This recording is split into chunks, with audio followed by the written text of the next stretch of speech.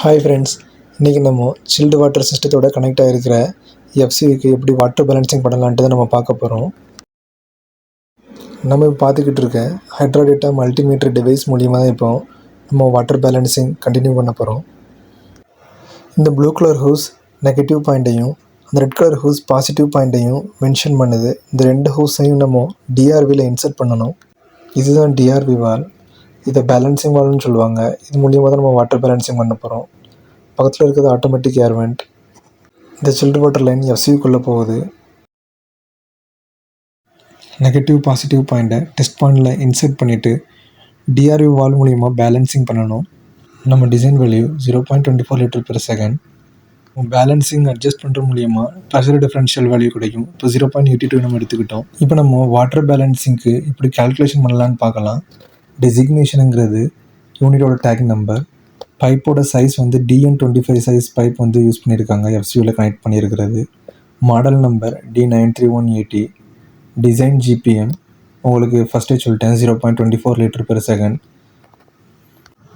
Actual value set point வந்து டிஆர்வி வால்வோட data ஷீட்லேருந்து நம்ம எடுக்கணும். நான் அதை உங்களுக்கு காமிக்கிறேன். நம்ம ஃபார்முலா யூஸ் பண்ணுறது வந்து √PD × KVS / 36. PD நம்மளுக்கு கிடச்சிருக்கிற வேல்யூ தான் 0.82. KVS நம்ம வந்து க்ரெயின் ஃப்ளோ சார்ட்லேருந்து நம்ம அந்த வேல்யூ எடுக்கணும் 8.6 மூலியமாக. இப்போ நம்ம டிஆர்வி வாலோட டேட்டா ஷீட்டை பார்ப்போம். இப்போ நம்ம யூஸ் பண்ணியிருக்கிற பைப் சைஸ் வந்து DN25. அதில் வந்து KVS பாருங்கள் 8.6. நம்மளுக்கு கிடச்சிருக்க வேல்யூவை ஃபார்முலாவில் அப்ளை பண்ணால் 0.21 லிட்டர் பெர் செகண்ட் கிடைக்கும். இப்போ நம்ம பெர்சன்டேஜ் செக் பண்ணணும்.